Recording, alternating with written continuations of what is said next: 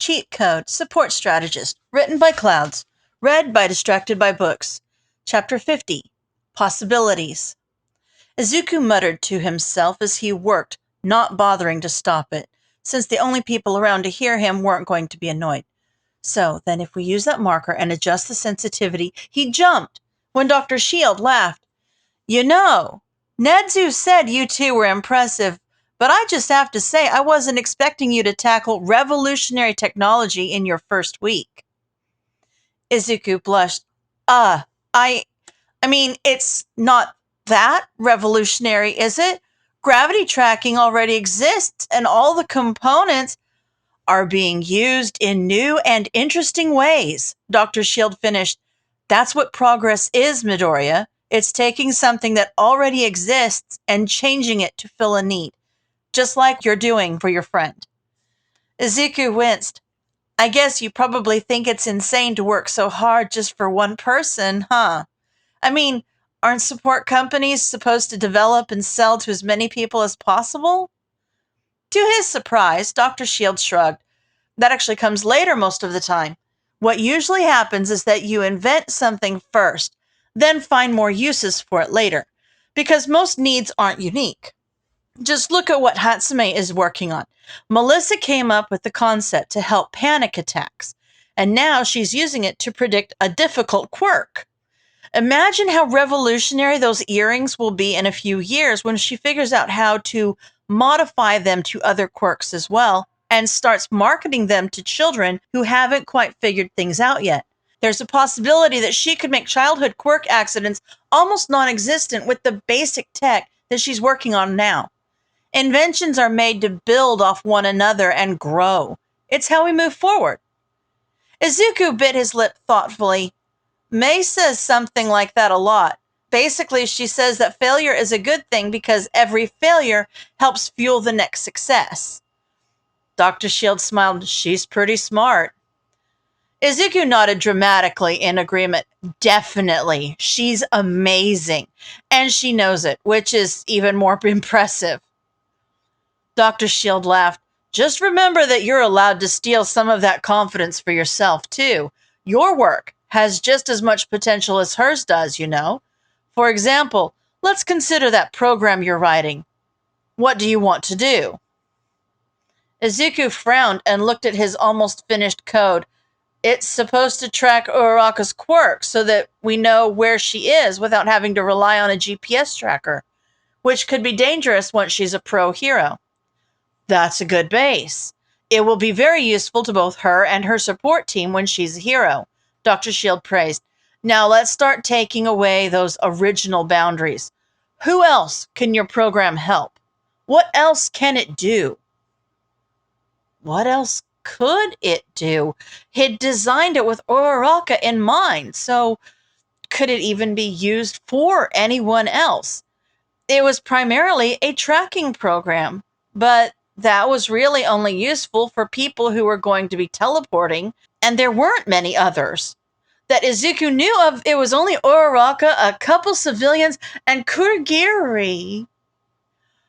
Oh, Izuku's eyes widened.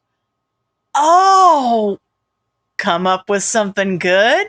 Dr. Shield grinned. Those ideas are the lifeblood of innovation. Keep on working. I'm excited to see what you come up with. Shigaraki wasn't going to be happy. Sure, the League had made front page in the newspaper and the media wouldn't stop talking about the attack, but it seemed like every single news outlet had decided to balance the tragedy and fear from the Nomu attack with a feel-good story about Todoroki and that stupid cat. There were even memes about him.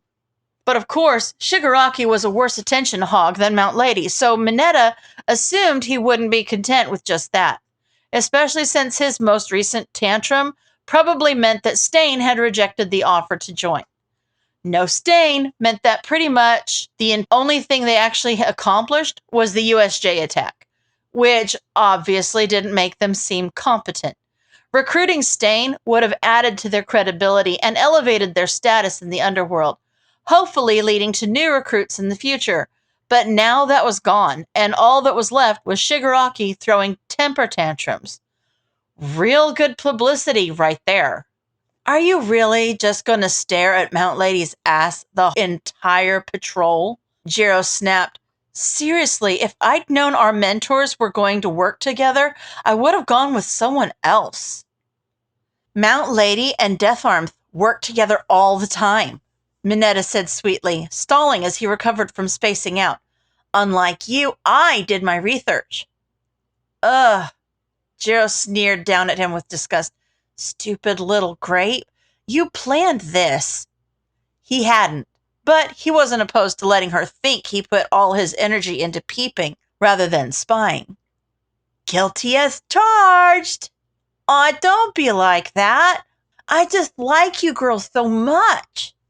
She jammed her earphone jack at him, and he only just managed to close his eyes in time. Yeah, shut up. Ooh, Mineta smirked.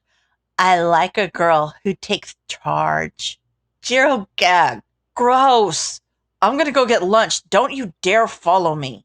Normally, he would have ignored her and followed her anyway, but he'd just gotten a text from Kurogiri earlier to call as soon as possible, which normally meant a mission.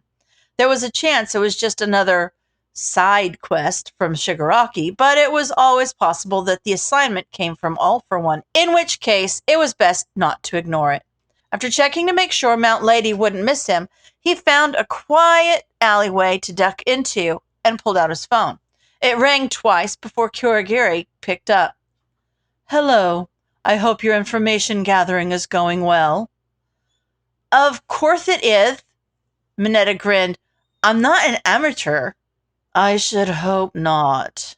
Kurogiri drawled. Otherwise, this next mission would be far outside of your expertise. Oh? Mineta started to get excited. And what is the next mission? Stain, Kurogiri said simply. Sensei wants you to capture him. Mineta choked. Capture Stain? The hero killer? Will that be a problem? Kurogiri challenged. I thought that with your quirk, capturing a man who relies on hit-and-run techniques would be child's play. But if not, I can always let Sensei know that I'll do it, Mineta assured quickly. Just ask Sensei when he wants it done. You have 2 weeks, Kurogiri responded. Don't disappoint us. Ochako felt like she was finally getting the hang of this teleportation thing. She couldn't quite use it in a fight yet, but in tonight's game of hide and seek, she'd been able to consistently get to approximately the same hallway as her target, even if she'd never managed to find the correct room. She was getting used to the sensations of both teleportation and One for All, and she was even starting to figure out how different anchor points felt. It wasn't much, but it was still progress. The system Midoriya had suggested for preventing her warps worked decently well, and with the extra warning, Shinso was able to stop her about half the time. They never had more than a few seconds, though, which meant that Shinso had had to tell her how his quirk worked. He'd pulled her aside just before breakfast, and she'd been terrified at first because he'd just looked so nervous. I need to be able to brainwash you quickly, Uraraka. He'd refused to look her in the eye as he spoke, which means that I can't afford the time it takes to confuse you. So confusion is what activates your quirk, Ochako had yelled. No. Shinso had somehow gotten even more nervous. It's verbal response. She'd had to spend the rest of the morning coaxing him to talk to her, which was mildly frustrating, but she understood why. People had probably avoided answering his questions in the past, but he hadn't taken control of her when they'd talked before. So why would he now? Plus, it made it significantly easier for her to stay put, because as soon as Shinso's phone gave him the notification, he just said her name like it was a question, and all she had to do was say yes, so he could order her not to teleport. It felt so cool that she was in the know that it almost made up for her not being able to stop on her own. Almost. As soon as Gun had released them for the evening, one of the other interns, a second year named Shindo from Ketsubutsu, immediately called out for everyone's attention. All right, guys, dinner time. Who wants to go out to eat? She looked over at Shinso, who shrugged. I could eat. Let's walk together, one of the guys turned to her. And no cheating. You can't teleport to get there faster. Ochako rolled her eyes. You know that's not how my quirk works. I'd need an anchor point already at the restaurant.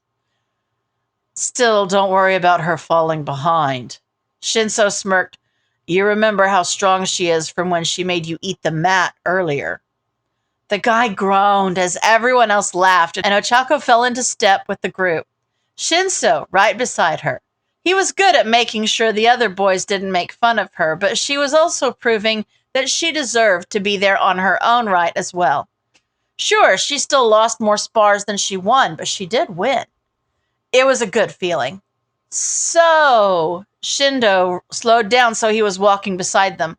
What are you guys going to do when you get back to UA? Shinso shrugged.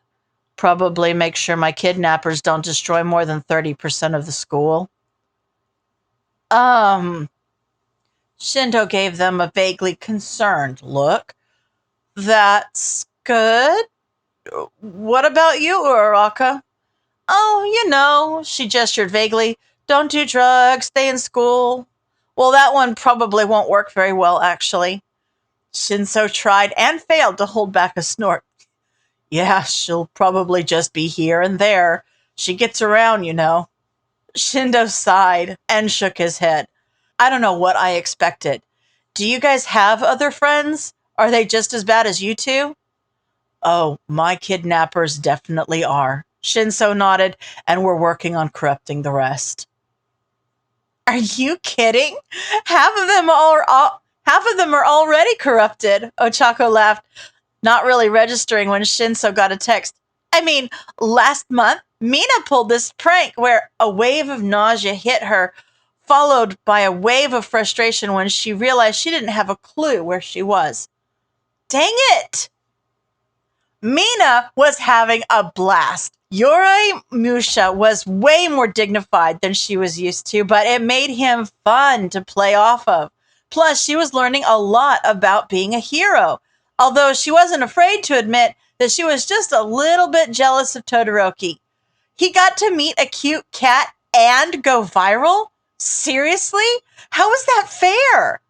They were half an hour into their evening patrol when her phone rang, loudly. She flinched and looked up at Yoroi sheepishly. Guess I forgot to put it on silent? He had a small smile on his face, and she almost deflated in relief when she realized he wasn't angry, just amused.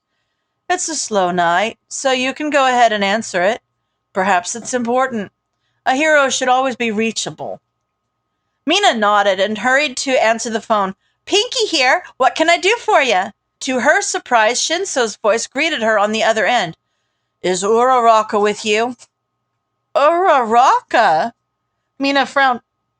Aren't you both interning with Gunhead? Shouldn't she be with you? Theoretically, Shinso groaned. Can you just take a look around and tell me if you see her anywhere? Sure. Mina pulled the receiver away and turned back to Yoroi, who was looking at her with one eyebrow raised in question. It's a friend of mine. He was asking if another friend was with me. Yoroi frowned. Are they interning in this city? No, they're about an hour away, Mina answered as she started scanning the street. So I'm not sure why she would be here. But Ochako! Over here! Ochako was still in workout clothes, but she was grinning as she jogged toward them. Hey, Mina! I was wondering when I was going to run into you. What are you doing here? Mina asked, giving her a quick hug. I thought you were interning with Gunhead. Oh, I am, Ochako assured her. It's just that things have been super weird lately. But enough about me. How are you? I'm good, Mina said. I mean, it's super fun and I'm learning a lot, but, are you allowed to be so far away from your agency? Oh, this is nothing, Uraraka muttered. I mean, technically no, but again, everything's been super weird. Yeah. Mina frowned. I was just so surprised when Shinso called. Oh, wait, I totally forgot to tell him I found you. She held the forgotten phone up to her ear, glancing away from Uraraka for a second. Hey, Shinso? Yeah, I found her. Wait, where? Oh, she's back. Shinso said suddenly. Well, down the street, but close enough. Thanks, Mina. See you later. You're welcome? Mina let the phone fall after he hung up. He said she's back with him? Yoroi looked just as confused as she felt. I thought you said they were interning an hour away. They are. Mina looked at the spot Uraraka had just been a second before. Super weird. End of chapter.